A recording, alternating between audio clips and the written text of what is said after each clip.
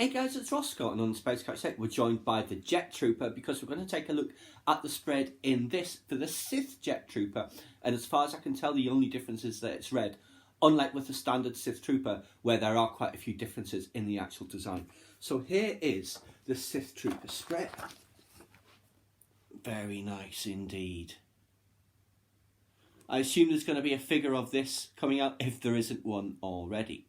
The one I'd really like to see though is the updated version of the Imperial Guards, because you barely see them at all and you don't get to see them clearly, which was a shame because I always loved the Imperial Guard design and would like to have seen properly what the updated version looked like. So let's just see what it says. Sith Jet Troopers. Protecting the skies over Exegol as the Sith fleet launches are elite airborne troopers. The next step beyond the standard jetpack-equipped stormtrooper. With intense training and advanced gear, the Sith Jet Trooper is an intelligent airborne projectile capable of devastating rapid strikes. They are too fast and too small for conventional anti-aircraft weaponry to effectively target. What does that remind you of? Poe Dameron's X-Wing in The Last Jedi. Smaller and more manoeuvrable, or whatever it was. Working in tandem with standard infantry, they provide effective air cover for the ground-based troops, unless of course you've got a bow and arrow.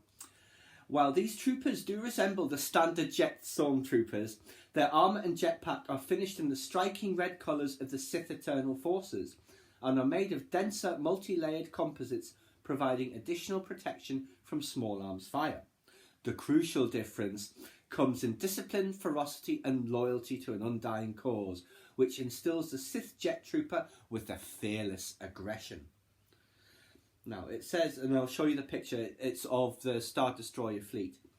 Over Exegol, the Sith Jet Troopers spill from emerging Star Destroyers and updated AAL 2100/9.5 atmospheric assault landers to repel the invaders. I believe that is the troop transport from The Force Awakens, and the one that Rey accidentally blows up as well on Persona, I think. So there you see, so the light doesn't glare. There they are, all the Star Destroyers over Exegol. Now what says lofty operations. The sealed environment maintained by the Jet Trooper armour allows for high altitude operations, though the limited fuel supply of the jetpack means troopers must be conveyed to high altitudes aboard vehicles. Facilitating control of the jetpack is a body-wide network of accelerometers and altimeters that perfectly capture the trooper's position relative to the ground and air currents. Body movement, muscle contraction and eye position tracking are all registered by the armour's internal systems, which translate them into thrust direction and power modulation. In the case of catastrophic engine failure, Jet Trooper armour does have emergency repulse lift buoyancy generators that will reduce terminal velocity, though they are not powerful enough to completely offset falling. To be a Jet Trooper is to put aside any fears as such things. Right, and we'll see what it says about the actual trooper. And the guy here, see his data file. Subject is STA1215, I assume ST for Sith Trooper. Homeworld Exegol, species human, affiliation Sith Eternal, height 1.8 metres, age 21 standards, so they're very young. So we have the glare reducing slit visor, which is this, which obviously we also see on this guy. Streamlined planes reduce air resistance, that is these, like the cheeks as it were. We have the specialist insignia, which is here, and you kind of see it, that red marking there. Now his gun, the amplified F11ABA heavy blaster cannon with wireless data link from scope to helmet. A Wi-Fi enabled gun. Not that they have Wi-Fi in Star Wars, but you know what I mean. Then we have the repulsor lift buoyancy anti-weights, which is this, which you do kind of see on the side on this guy, but it's not so distinct. It looks more like a holster. I managed to get him to stand now. I had to do the hot water thing. Utility belt power cell, which is this. Which obviously he will have something similar as well. Sensor lined full seal body glove, and the example they're giving is on his knee.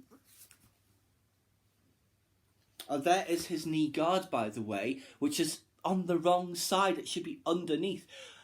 If it's a knee guard and you're kneeling down, that's in the wrong place. So, what else?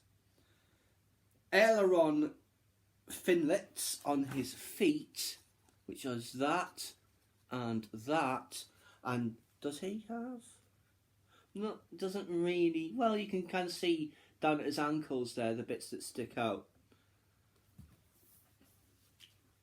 What else? Magnetomic adhesion field projectors on his feet, and there are lines on this, like on the Sith Trooper helmet and like on Captain Phasma's helmet. That's all it says on there. But then on Jetpack, it has the NJP 900 pack has two main modes of operation: jet mode and rocket mode. The jet mode uses an intake to pull in surrounding atmosphere, then intermixes it with fuel and ignites it, thereby generating thrust. The rocket mode instead relies solely on fuel cells. Though the rocket mode is far more fuel intensive, expending fuel at 3 times the rate of jet mode, it can be used in thin or zero atmosphere environments. And it has the turbine air scoop inlet and filter, which is this black part here, which you also see on him there. I'll turn him around now, because I think we're looking at the back part. Back blast suppressor field generator, which is this, and not his thermal detonator, because it's something else entirely now. Integral multi-axis accelerometers, which are on his gauntlet, so it would be, like, say, on here. Let's get him to stand up again. And then on the backpack, which I will turn around so you can see, we see the insignia stylized representation of thrust cones. This, and you see it there also. Armoured fuel cells each supply an hour of atmospheric flight operations, and he's got 3 of them. And that is, and there they are there on him. And there they are there on him. And just about the heavy weaponry. Jet troopers carry blasters modified to extract the greatest punch out of the most lightweight weaponry. A blaster rifle forms the core of their F-11ABA heavy cannon, which uses an amplifier barrel system to extract more energy and funnel it outwards. Thus, these weapons feature power blast modes that gobble up ammunition in exchange for a truly explosive blaster bolt. I suppose that's when it's on automatic and for weapons in our world where you just go instead of one at a time.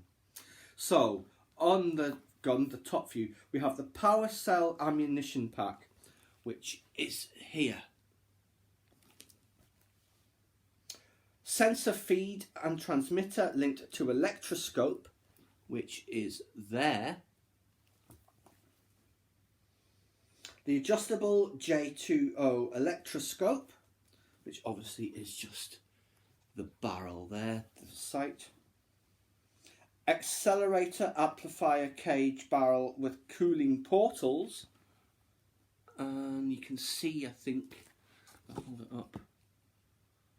The holes that you see there are the cooling portals. Blaster gas refill cap.